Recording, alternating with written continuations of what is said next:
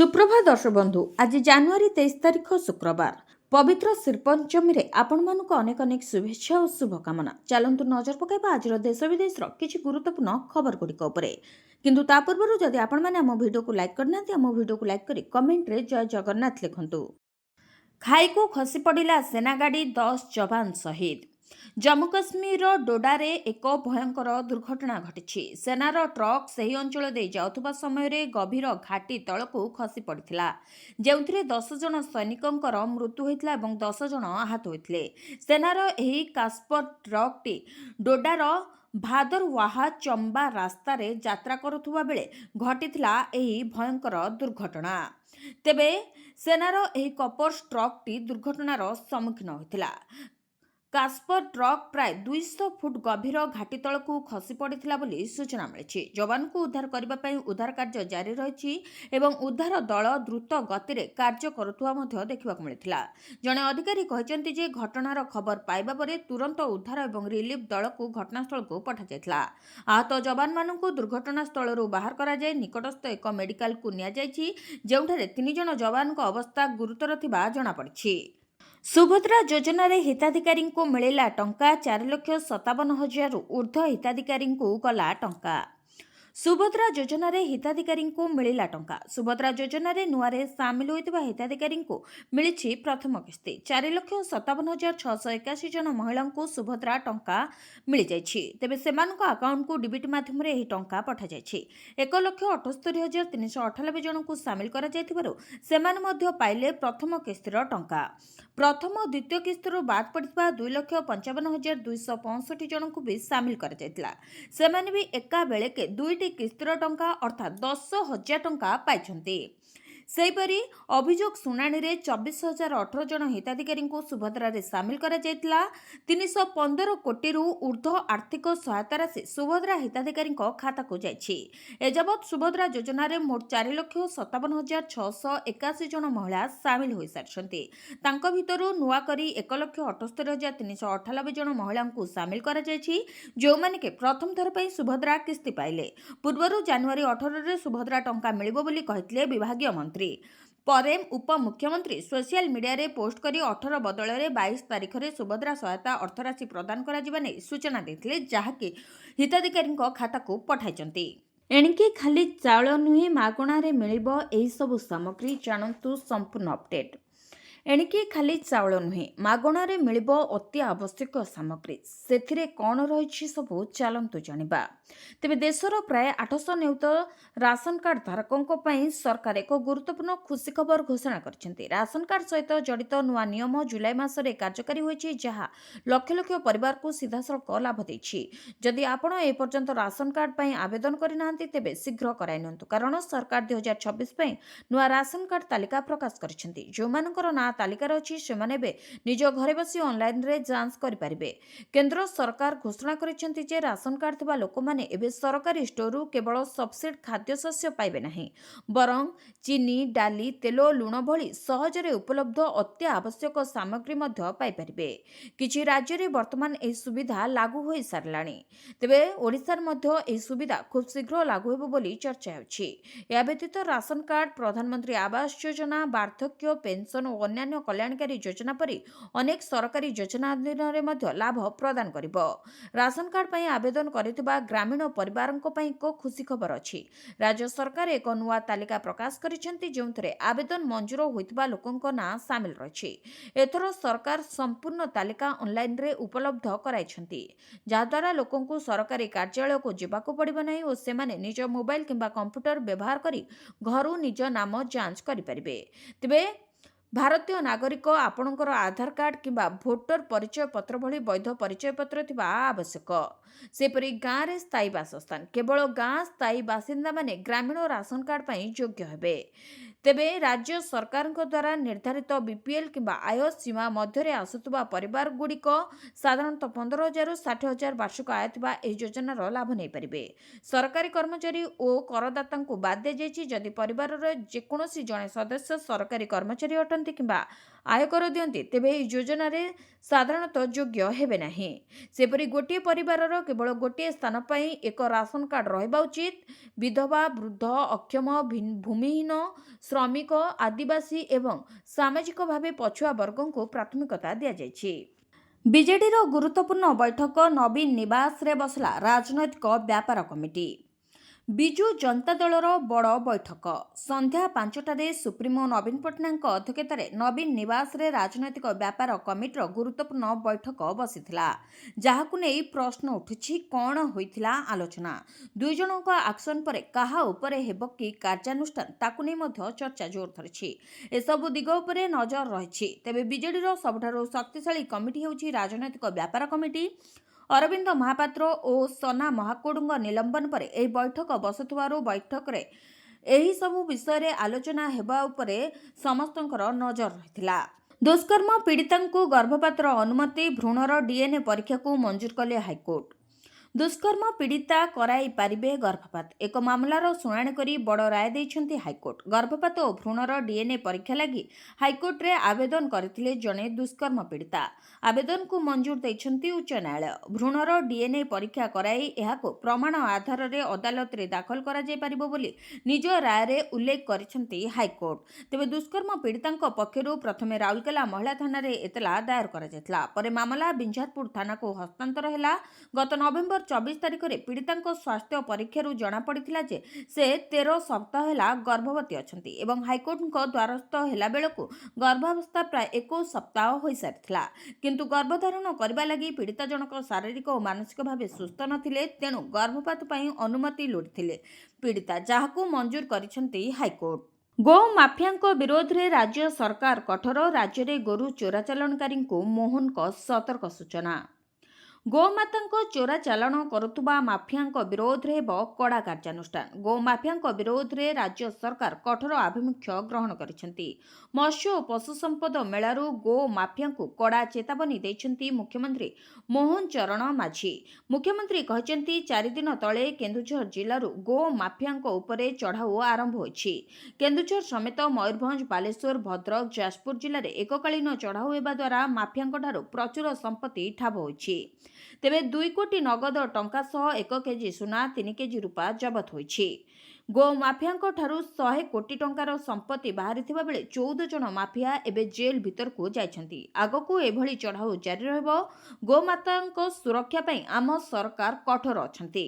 ଗୋମାତାଙ୍କ ଚୋରା ଚାଲାଣ କାର୍ଯ୍ୟରୁ ବିରତ ରୁହନ୍ତୁ, ଅନ୍ୟଥା କଡ଼ା କାର୍ଯ୍ୟାନୁଷ୍ଠାନ ଗ୍ରହଣ କରାଯିବ ବୋଲି ମୁଖ୍ୟମନ୍ତ୍ରୀ କହିଛନ୍ତି। ରାଜ୍ୟସ୍ତରୀୟ ମତ୍ସ୍ୟ ଓ ପ୍ରାଣୀ ସମ୍ପଦ ସମାବେଶ ମଞ୍ଚରୁ ମୁଖ୍ୟମନ୍ତ୍ରୀ ମୋହନ ଚରଣ ମାଝୀ ଏଭଳି ଢଙ୍ଗରେ ଗୋ ମାଫିଆଙ୍କୁ ଚେତାବନୀ ଦେଇଛନ୍ତି। ବିବ୍ରତ ହୋଇଗଲେଣି ନବୀନ, ତଣ୍ଟିରେ ଲାଗିଛି ନିଲମ୍ବନ କଣ୍ଟା। ପାଟକୁରା ବିଧାୟକ ଅରବିନ୍ଦ ମହାପାତ୍ରଙ୍କୁ ବିଜେଡିରୁ ନିଲମ୍ବନ ପ୍ରସଙ୍ଗ ଅଧିକ ଜଟିଳ ହେବାରେ ଲାଗିଛି। ଦଳର ସଭାପତି ନବୀନ ପଟ୍ଟନାୟକ ନିଜ ନିଲମ୍ବନ ଆଦେଶକୁ ଯଥାର୍ଥ ଦର୍ଶାଇବା ପାଇଁ ବେଶ୍ କସରତ ଚଳାଇଛନ୍ତି। ତେବେ ବରିଷ୍ଠ ନେତାମାନେ ଅସମ୍ଭବ ନୀରବତା ଅବଲମ୍ବନ କରୁଥିବାରୁ ନିଜେ ନବୀନ ଆଗକୁ ଆସିଛନ୍ତି। ପାଟକୁରାର କିଛି ନେତା ଓ କର୍ମୀଙ୍କୁ ନବୀନ ନିବାସ ଡକାଯାଇ ସେମାନଙ୍କ ଆଗରେ ସଫେଇ ଦେଇଛନ୍ତି ନବୀନ। ସେହି ଭିଡିଓକୁ ଗଣମାଧ୍ୟମକୁ ଦିଆଯାଇ ଭାଇରାଲ ମଧ୍ୟ କରାଯାଉଛି। ନିଲମ୍ବନ ପ୍ରସଙ୍ଗକୁ ନେଇ ନବୀନ ଏପରି ବିବ୍ରତ ହେବା ଘଟଣା ଦଳୀୟ ମହଲରେ ଚର୍ଚ୍ଚାର ବିଷୟ ହୋଇଛି। ଅରବିନ୍ଦଙ୍କ ପରି ଜଣେ ନବାଗତ ବିଧାୟକଙ୍କ ବିରୋଧରେ ନିଜେ ନବୀନ ଆଗକୁ ଆସିବା ଘଟଣାକୁ ବରିଷ୍ଠ ନେତାମାନେ ସହଜରେ ଗ୍ରହଣ କରିପାରୁନାହାନ୍ତି। ଗତ 15 ତାରିଖରେ ବିଧାୟକ ସନାତନ ମହାକୁଡ଼ଙ୍କ ସହ ଅରବିନ୍ଦଙ୍କୁ ନିଲମ୍ବନ କରାଯାଇଥିଲା। ଅରବିନ୍ଦଙ୍କ ନିଲମ୍ବନ ପଛର ଯଥାର୍ଥକୁ ବିଜେଡି ଏପର୍ଯ୍ୟନ୍ତ ସ୍ପଷ୍ଟ କରିପାରୁନାହିଁ। କୌଣସି ବରିଷ୍ଠ ନେତା ଏହି ନିଷ୍ପତ୍ତି ସପକ୍ଷରେ ଯୁକ୍ତି ବାଢ଼ିବାକୁ ନାରାଜ। କିଛି ଯୁବ ନେତାଙ୍କୁ ନେଇ ନିୟମିତ ଭାବେ ନିଲମ୍ବନ ସପକ୍ଷରେ ଓକିଲାତି କରାଯାଉଥିଲେ ବି ତାହା ବ୍ୟାପକ ଭାବେ ଗ୍ରହଣୀୟ ହୋଇପାରୁନି। ପୁଣି ପ୍ରମାଣ ଦେବାକୁ ବିଜେଡିକୁ ଅରବିନ୍ଦ ଖୋଲା ଚ୍ୟାଲେଞ୍ଜ ଦେଇଥିବାରୁ ଅଡୁଆ ବଢ଼ିଯାଇଛି। ଅରବିନ୍ଦଙ୍କ ବାବା ବିଜୟ ମହାପାତ୍ର କିପରି ବିଜୁବାବୁ ଓ ତାଙ୍କ ସହ ବିଶ୍ୱାସଘାତକତା କରିଥିଲେ ସେ ସମ୍ପର୍କରେ ନବୀନ ନିଜେ ଗତ 7 ଦିନ ମଧ୍ୟରେ ବହୁ ନେତାଙ୍କ ଆଗରେ ଗପି ସାରିଲେଣି। କିନ୍ତୁ ଅରବିନ୍ଦ କ'ଣ ବିଶ୍ୱାସଘାତକତା କରିଛନ୍ତି ସେ ସମ୍ପର୍କରେ କିଛି କହିନାହାନ୍ତି, ଯେଉଁଥିପାଇଁ ବରିଷ୍ଠ ନେତାମାନେ ଗଣମାଧ୍ୟମକୁ ସାମ୍ନା କରିବାକୁ ପଛଘୁଞ୍ଚା ଦେଉଛନ୍ତି। ଶେଷରେ ନବୀନଙ୍କ ମୁହଁରେ କୁହାଇ ନିଲମ୍ବନକୁ ଯଥାର୍ଥ କରାଇବାକୁ ଯୋଜନା ଚୂଡ଼ାନ୍ତ ହେଲା। ସେହି ଅନୁଯାୟୀ ପାଟକୁରା ନେତା ଓ କର୍ମୀଙ୍କୁ ଡକାଯାଇ ସେମାନଙ୍କ ଆଗରେ ନବୀନ ନିଜର ମତ ରଖିଲେ। ପାଟକୁରାରେ ନେତା ଓ କର୍ମୀଙ୍କୁ ଡକାଯିବା ନେଇ ମଧ୍ୟ ରାଜନୀତି ଏବେ ଜୋର ଧରିଛି। କ୍ରିକେଟ ଖେଳ ଦେଖିବାକୁ ଯାଇ ନିଖୋଜ ହୋଇଯାଇଥିବା 4 ନାବାଳକ ଉଦ୍ଧାର ଦେବଗଡ଼ ରିଆମାଳ ଥାନା ଅଞ୍ଚଳରୁ ହୋଇଥିଲେ ନିଖୋଜ। ଉଦ୍ଧାର ହେଲେ 4 ନିଖୋଜ ନାବାଳକ। ଗତକାଲି ସନ୍ଧ୍ୟାରୁ ନିଖୋଜ ହୋଇଥିବା 4 ଛାତ୍ର ଆଜି ସକାଳୁ ଗାଁ ପାଖ ଟାଙ୍ଗିରିହୁଲିରୁ ମିଳିଛନ୍ତି। ତେବେ ଗତକାଲି ଦେବଗଡ଼ ଜିଲ୍ଲା ଟିଙ୍କବିର ଗାଁରେ କ୍ରିକେଟ ଖେଳ ଦେଖିବାକୁ ଯାଇଥିବା 4 ଜଣ ଛାତ୍ର ନିଖୋଜ ହୋଇଯାଇଥିଲେ। ସ୍କୁଲରୁ ଫେରିବା ପରେ ଟ୍ୟୁସନ ଯିବା ପାଇଁ ଘରୁ କହି ବାହାରିଥିଲେ ସମସ୍ତ ଛାତ୍ର। ମାତ୍ର ଟ୍ୟୁସନ ନ ଯାଇ ଛାତ୍ରମାନେ କିଛି ସମୟ କ୍ରିକେଟ ଖେଳ ଦେଖିବା ପରେ ଖେଳ ପଡ଼ିଆରୁ ବାହାରି ଆସି ଗ୍ରାମର ବଜାରରୁ କିଛି ଖାଦ୍ୟ ସାମଗ୍ରୀ କିଣିବା ପରେ ଘରକୁ ଆଉ ଫେରି ନଥିଲେ। ପରିବାର ଲୋକେ ବହୁ ଖୋଜାଖୋଜି ପରେ ମଧ୍ୟ 4 ଜଣଙ୍କୁ ପାଇନଥିଲେ। ଏନେଇ ବିଳମ୍ବିତ ରାତିରେ ରିଆମାଳ ଥାନାରେ ଲିଖିତ ଅଭିଯୋଗ କରିଥିଲେ। ତେବେ ଆଜି ସକାଳୁ ଗାଁର କିଛି ଯୁବକ ନିକଟସ୍ଥ ଟାଙ୍ଗିରିହୁଲିରେ 4 ଛାତ୍ରଙ୍କୁ ଠାବ କରିବା ସହ ଗାଁକୁ ଆଣିଥିଲେ। ଭାଇ ଦେଲା ଭାଇକୁ ଧୋକା, ବିରୋଧୀଙ୍କ ସହ ହାତ ମିଳାଇଲେ ରାଜ ଠାକରେ। କୁହାଯାଏ ରାଜନୀତିରେ କେହି କାହାର ଶତ୍ରୁ ନୁହେଁ କି କେହି କାହାର ମିତ୍ର ବି ନୁହେଁ। ଆଉ ମହାରାଷ୍ଟ୍ର ରାଜନୀତିକୁ ନିରୀଖି ଦେଖିଲେ ଏବେ ଏହି କଥାଟି ସତ ଭଳି ଅନୁମାନ ହେଉଛି। ଯେବେଠୁ ମହାରାଷ୍ଟ୍ରରେ ପୌର ନିର୍ବାଚନ ଶେଷ ହୋଇଛି ସେବେଠୁ ମହାରାଷ୍ଟ୍ର ରାଜନୀତିର ପ୍ରତିଦିନ କିଛି ନା କିଛି ନୂଆ ଘଟଣା ଦେଖିବାକୁ ମିଳୁଛି। ଆଉ ଏହାରି ଭିତରେ ଗୋଟିଏ ରୋଚକ କଥା ହେଲା, ଯେଉଁ ଭାଇଙ୍କ ହାତ ଧରି ରାଜ ଠାକରେ ପୌର ନିର୍ବାଚନ ଲଢ଼ିଲେ ଏବେ ସେହି ଭାଇକୁ ଦେଇଛନ୍ତି ସତ୍ତା ପାଇଁ ଧୋକା। କଲ୍ୟାଣ ଡୋମ୍ବିଭାଲି ନଗର ନିଗମରେ ରାଜ ଠାକରେଙ୍କ ମହାରାଷ୍ଟ୍ର ନବନିର୍ମାଣ ସେନା ଏକନାଥ ସିନ୍ଦେଙ୍କ ଶିବସେନାକୁ ସମର୍ଥନ କରିଛି। ତେବେ ଏହି ନିଷ୍ପତ୍ତି ଉଦ୍ଧବ ଠାକରେଙ୍କ ପାଇଁ ଏକ ବଡ଼ ଝଟକା ବୋଲି କୁହାଯାଉଛି। କାରଣ ରାଜ ଏବଂ ଉଦ୍ଧବ ମହାୟୁତି ବିରୋଧରେ ଏକାଠି ନିର୍ବାଚନ ଲଢ଼ିଥିଲେ। ଆଉ ଏମଏନଏସର ଏହି ପଦକ୍ଷେପ ଠାକରେଙ୍କ ରାଗ ବଢ଼ାଇଛି। ତେବେ କର୍ପୋରେଟରମାନଙ୍କ ସହିତ ଏକ ବୈଠକରେ ନିଜର ଅସନ୍ତୋଷ ପ୍ରକାଶ କରିଥିଲେ ଠାକରେ। ତେଣୁ ଏବେ ପ୍ରଶ୍ନ ହେଉଛି ଏମଏନଏସର ଏହି ପଦକ୍ଷେପ ଠାକରେ ଭାଇଙ୍କ ସମ୍ପର୍କକୁ ପୁଣି ଶେଷ କରିବ କି? ଜାଣି ରଖିବା ଉଚିତ ଯେ କଲ୍ୟାଣ ଡୋମ୍ବିଭାଲି ମ୍ୟୁନିସିପାଲ କର୍ପୋରେସନରେ କୌଣସି ଦଳ ବହୁମତ ହାସଲ କରିପାରିନଥିଲା। 122 ଆସନରୁ ବହୁମତ ପାଇଁ 62 ଆସନ ଆବଶ୍ୟକ। ଏକନାଥ ସିନ୍ଦେଙ୍କ ଶିବସେନା ସେଠାରେ ସର୍ବାଧିକ 53 ଆସନ ଜିତିଥିଲା। ସେହିପରି ବିଜେପି 50 ଆସନ ଜିତିଥିଲା ଏବଂ ମହାରାଷ୍ଟ୍ର ନବନିର୍ମାଣ ସେନା 5ଟି ଆସନ, ଉଦ୍ଧବ ଠାକରେ ଗୋଷ୍ଠୀ ବା ୟୁବିଟି 11ଟି ଆସନ ଜିତିଥିଲା। ସେହିପରି ଶରଦ ପାୱାର ଗୋଷ୍ଠୀର ଏନସିପି ଗୋଟିଏ ଆସନ ଜିତିଥିଲା। ଆଉ ଏଠାରେ ମେୟର ନିର୍ବାଚନ ପାଇଁ ରାଜ ଠାକରେ ଆଉ ସିନ୍ଦେ ହାତ ମିଳାଇଛନ୍ତି। ରାଜ୍ୟସଭା ନିର୍ବାଚନ ଆରମ୍ଭ ହେଲା ପ୍ରକ୍ରିୟା। ରାଜ୍ୟସଭା ନିର୍ବାଚନ ପାଇଁ ଆରମ୍ଭ ହେଲା ପ୍ରକ୍ରିୟା। ରିଟର୍ଣ୍ଣିଂ ଅଫିସର ନିଯୁକ୍ତି ଲାଗି ପ୍ରସ୍ତାବ ମାଗିଲେ ନିର୍ବାଚନ କମିଶନ। ଓଡ଼ିଶା ସମେତ 10 ରାଜ୍ୟ ନିର୍ବାଚନ ଅଧିକାରୀଙ୍କୁ ନିର୍ବାଚନ କମିଶନ ଚିଠି ଲେଖିଛନ୍ତି। ତେବେ ଆପଣ ଜାଣିଥିବେ ଯେ ଏପ୍ରିଲ 10ରେ ରାଜ୍ୟର 37 ରାଜ୍ୟସଭା ଆସନ ଲାଗି ହେବାକୁ ଯାଉଛି ନିର୍ବାଚନ। ଆଉ ଏହି ପରିପ୍ରେକ୍ଷୀରେ ରାଜ୍ୟସଭା ନିର୍ବାଚନ ପାଇଁ ପ୍ରକ୍ରିୟା ଆରମ୍ଭ ହୋଇଛି। ଜାତୀୟ ନିର୍ବାଚନ କମିଶନ ଓଡ଼ିଶା ସମେତ 10 ରାଜ୍ୟମାନଙ୍କର ମୁଖ୍ୟ ନିର୍ବାଚନ ଅଧିକାରୀଙ୍କୁ ରିଟର୍ଣ୍ଣିଂ ଅଫିସର, ସହାୟକ ରିଟର୍ଣ୍ଣିଂ ଅଫିସର, ଭୋଟ ଗ୍ରହଣ ସ୍ଥାନ ଏବଂ ବାଲାଟ ବକ୍ସର ପ୍ରକାର ସମ୍ପର୍କରେ ପ୍ରସ୍ତାବ ପଠାଇବାକୁ ନିର୍ଦ୍ଦେଶ ଦେଇଛନ୍ତି। ଏହାପରେ ରାଜ୍ୟ ନିର୍ବାଚନ କମିଶନଙ୍କ ପକ୍ଷରୁ ବିଧାନସଭା ସଚିବାଳୟକୁ ଆବଶ୍ୟକୀୟ ପଦକ୍ଷେପ ଗ୍ରହଣ କରିବାକୁ କୁହାଯାଇଛି। ଚିଠିରେ କୁହାଯାଇଛି ରାଜ୍ୟସଭାରେ 2026 ଏପ୍ରିଲରେ ଅବସର ଗ୍ରହଣ କରୁଥିବା ସଦସ୍ୟମାନଙ୍କ ଯୋଗୁଁ 10ଟି ରାଜ୍ୟରୁ ମୋଟ 37ଟି ଆସନ ଖାଲି ହେବ। ଏହି ଖାଲି ଆସନଗୁଡ଼ିକ ମଧ୍ୟରେ ମହାରାଷ୍ଟ୍ରର 7ଟି, ଓଡ଼ିଶାରେ 4ଟି, ତାମିଲନାଡୁରେ 6ଟି, ପଶ୍ଚିମବଙ୍ଗରେ 5ଟି, ତେଲେଙ୍ଗାନାରେ 2ଟି, ଆସାମର 3ଟି, ବିହାରର 6ଟି, ଛତିଶଗଡ଼ର 2ଟି, ହରିୟାଣାର 2ଟି ଆସନ, ହିମାଚଳ ପ୍ରଦେଶର ଗୋଟିଏ ଆସନ ରହିଛି। ଏହି ନିର୍ବାଚନ ପ୍ରକ୍ରିୟାରେ ରିଟର୍ଣ୍ଣିଂ ଅଫିସର ଏବଂ ସହାୟକ ରିଟର୍ଣ୍ଣିଂ ଅଫିସରଙ୍କର ନିଯୁକ୍ତି ପାଇଁ ପ୍ରସ୍ତାବ ମଗାଯାଇଛି। ଏହି ପ୍ରସ୍ତାବରେ ଅଧିକାରୀମାନଙ୍କର telephone number, mobile number, fax number ଏବଂ ଇମେଲ ଆଇଡି ଅନ୍ତର୍ଭୁକ୍ତ କରାଯିବ। ଆବଶ୍ୟକ ଏହା ସହିତ ଭୋଟ ଗ୍ରହଣ ସ୍ଥାନ ଏବଂ ବ୍ୟବହାର ହେବାକୁ ଥିବା ବାଲାଟ ବକ୍ସର ପ୍ରକାର ସମ୍ପର୍କରେ ମଧ୍ୟ ବିସ୍ତୃତ ସୂଚନା ଦେବାକୁ କୁହାଯାଇଛି। ସିଏମ ଟ୍ରଫିକୁ ଘାତକ, ସମ୍ଭାବ୍ୟ ବୟସ ଜାଲିଆତି। ରାଜ୍ୟରେ କ୍ରୀଡ଼ାର ମୂଳଦୁଆକୁ ସୁଦୃଢ଼ କରିବା ପାଇଁ ଓଡ଼ିଶା ସରକାରଙ୍କ ପକ୍ଷରୁ ସିଏମ ଟ୍ରଫି କ୍ରୀଡ଼ା ପ୍ରତିଯୋଗିତାର ଆୟୋଜନ କରାଯାଇଛି। କ୍ରୀଡ଼ା କ୍ଷେତ୍ରରେ ପଡ଼ିଆରୁ ପୋଡିୟମ ସଂକଳ୍ପକୁ ସାକାର କରିବା ପାଇଁ କ୍ରୀଡ଼ା ଓ ଯୁବ ସେବା ବିଭାଗ ପକ୍ଷରୁ ତୃଣମୂଳ ସ୍ତରରୁ ପ୍ରତିଭାବାନ ଖେଳାଳିଙ୍କୁ ଚୟନ କରି ସେମାନଙ୍କୁ ଜାତୀୟ ଓ ଅନ୍ତର୍ଜାତୀୟ ସ୍ତରରେ ପହଞ୍ଚାଇବା ଲାଗି ଏଭଳି ଏକ ଅଭିନବ ପ୍ରୟାସର ପରିକଳ୍ପନା କରାଯାଇଛି। ବିଭାଗର ପ୍ରତ୍ୟକ୍ଷ ତତ୍ତ୍ୱାବଧାନରେ ରାଜ୍ୟ କ୍ରୀଡ଼ା ସଂଘ ସହଯୋଗରେ ଏହି କାର୍ଯ୍ୟକ୍ରମ ଆୟୋଜିତ ହୋଇଛି। ସିଏମ ଟ୍ରଫିର ଆଗାମୀ ଯୋଜନାରେ ଫୁଟବଲ ସହିତ 3ଟି ନୂଆ ଖେଳ ଭଲିବଲ, କବାଡି ଓ ଖୋଖୋକୁ ସାମିଲ କରାଯିବ। ଏହି ବୈପ୍ଳବିକ କ୍ରୀଡ଼ା ମହୋତ୍ସବରେ କବାଡି ଓ ଖୋଖୋ ଭଳି ପାରମ୍ପରିକ କ୍ରୀଡ଼ାକୁ ନେବା ଏକ ନୂଆ ଯୁଗର ଶୁଭାରମ୍ଭ ଆଡ଼କୁ ଇସାରା କରୁଛି। ଏଥିଲାଗି ଖେଳାଳି ପଞ୍ଜୀକରଣ ପ୍ରକ୍ରିୟା ବି ଶେଷ ହୋଇଛି। ଗତଥର କେବଳ ଫୁଟବଲରେ 5200ରୁ ଅଧିକ ଖେଳାଳି ସାମିଲ ଥିଲେ। ଏଥର ଅନ୍ୟ 3ଟି ଖେଳକୁ ମିଶାଇ 32,000ରୁ ଅଧିକ ଖେଳାଳି ଖେଳିବାର ଲକ୍ଷ୍ୟ କ୍ରୀଡ଼ାକୁ ଓଡ଼ିଶାରେ ଗଣ ଆନ୍ଦୋଳନରେ ପରିଗଣିତ କରିବା ଦିଗରେ ଏକ ବଡ଼ ପଦକ୍ଷେପ ଭାବେ ବିବେଚନା କରାଯାଉଛି। ତେବେ ଫୁଟବଲରେ 15 ବର୍ଷରୁ କମ୍, ଭଲିବଲରେ 14 ବର୍ଷରୁ କମ୍, କବାଡ଼ିରେ 16 ବର୍ଷରୁ କମ୍ ଏବଂ ଖୋଖୋରେ 14 ବର୍ଷରୁ କମ୍ ବର୍ଗରେ ପ୍ରତିଦ୍ୱନ୍ଦ୍ୱିତା ହେବାକୁ ଥିବାରୁ ଏସବୁରେ ବୟସ ଜାଲିଆତି ହେବାର ସମ୍ଭାବ୍ୟ ପ୍ରୟାସକୁ ନେଇ ମଧ୍ୟ କ୍ରୀଡ଼ା ସଂଗଠକ ଓ ବିଶେଷଜ୍ଞମାନେ ଆଗୁଆ ତାଗିଦ କରିଛନ୍ତି। ଏଣୁ ଖେଳାଳିଙ୍କ ବୟସ ପ୍ରମାଣପତ୍ରକୁ କଡ଼ାକଡ଼ି ଭାବେ ଯାଞ୍ଚ କରିବାକୁ ସେମାନେ ରାଜ୍ୟ ସରକାର, ସମ୍ବନ୍ଧିତ କ୍ରୀଡ଼ା ସଂଘ ଏବଂ ଦାୟିତ୍ୱରେ ଥିବା କ୍ରୀଡ଼ା ପରିଚାଳନାକୁ ପରାମର୍ଶ ଦେଇଛନ୍ତି। ଗତବର୍ଷର 15 ବର୍ଷରୁ କମ୍ ଫୁଟବଲ ପ୍ରତିଯୋଗିତାରେ ମଧ୍ୟ ବୟସ ଜାଲିଆତି କିଛିଟା ଗନ୍ଧ ବାରି ହୋଇଥିଲା। ଏଥର 4ଟି ଖେଳରେ ସିଏମ୍ ଟ୍ରଫି ହେବାକୁ ଥିବାରୁ ଏହି ଦିଗକୁ ବିଶେଷ ଧ୍ୟାନ ଦେବାକୁ ସେମାନେ ରାଜ୍ୟ ସରକାରଙ୍କୁ ଆହ୍ୱାନ କରିଛନ୍ତି।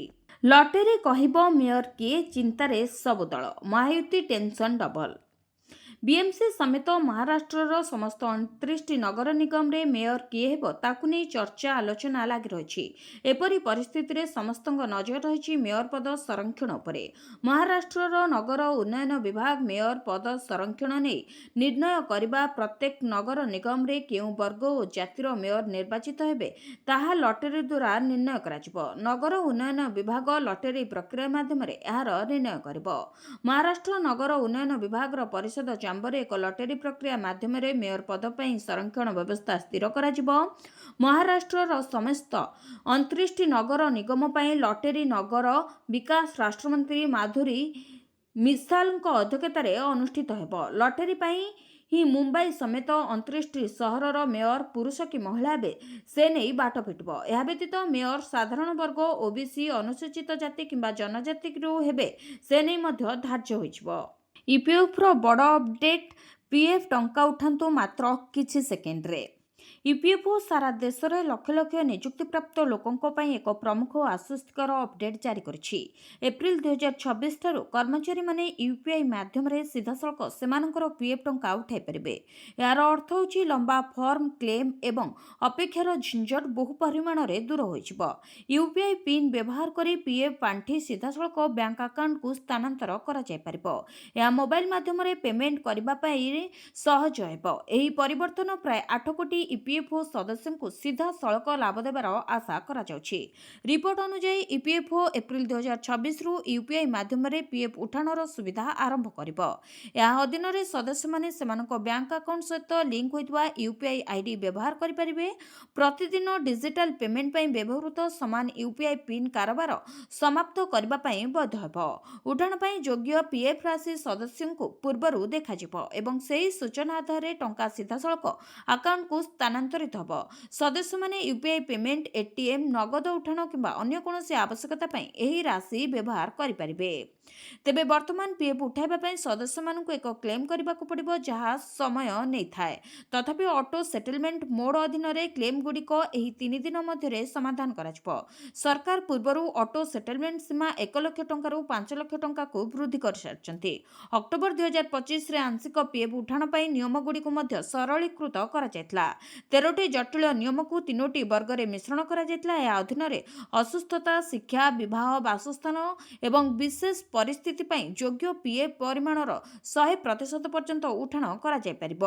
ଏପ୍ରିଲ 16ରୁ ଓଡ଼ିଶାରେ ଜନଗଣନା ନିଯୁକ୍ତି ହେବେ ଲକ୍ଷରୁ ଅଧିକ ଅଧିକାରୀ। ଏପ୍ରିଲ 16ରୁ ଓଡ଼ିଶାରେ ପ୍ରଥମ ପର୍ଯ୍ୟାୟ ଜନଗଣନା ଆରମ୍ଭ ହେବ। ଏପ୍ରିଲ 16ରୁ ମେ 15 ଯାଏଁ ଚାଲିବ ଏହି ଜନଗଣନା। 30 ଦିନ ଧରି ପ୍ରଥମ ପର୍ଯ୍ୟାୟରେ ଘର ଗଣନା କରାଯିବ।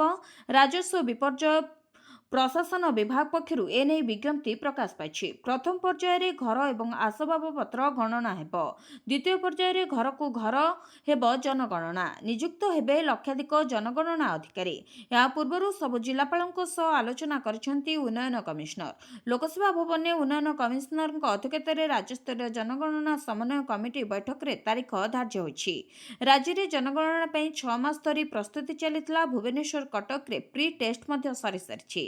ତେବେ ଆସନ୍ତା 3 ମାସ ଧରି ଜନଗଣନା ଅଧିକାରୀଙ୍କୁ ଟ୍ରେନିଂ ଦିଆଯିବ। 200 ଘର ପାଇଁ ଜଣେ ଜନଗଣନା ଅଧିକାରୀ ନିଯୁକ୍ତ ହେବା ସହିତ 6 ଜଣ ଅଧିକାରୀଙ୍କ ପାଇଁ ଜଣେ ସୁପରଭାଇଜର ନିଯୁକ୍ତି ହେବେ। ସେହିଭଳି ପ୍ରାୟ ଲକ୍ଷେ ଜନଗଣନା ଅଧିକାରୀ ନିଯୁକ୍ତ କରାଯିବ। ଜଣେ ଜନଗଣନା ଅଧିକାରୀଙ୍କୁ 25,000 ଆର୍ଥିକ ପ୍ରୋତ୍ସାହନ ମଧ୍ୟ ଦିଆଯିବ। ଏପ୍ରିଲ 16ରୁ ମେ 15 ଭିତରେ ପ୍ରଥମ ଫେଜ୍‌ରେ ଘର ମାର୍କ ହେବ। 2027 ଫେବୃଆରୀରୁ ଦ୍ୱିତୀୟ ପର୍ଯ୍ୟାୟରେ ଜନଗଣନା ହେବ। ଏଥର ଝିଅଙ୍କ ବିବାହ କରାଇବେ ରାଜ୍ୟ ସରକାର। ଏହି ଯୋଜନାର ଲାଭ ଉଠାଇବା ପାଇଁ କରନ୍ତୁ ଏପରି ଆବେଦନ।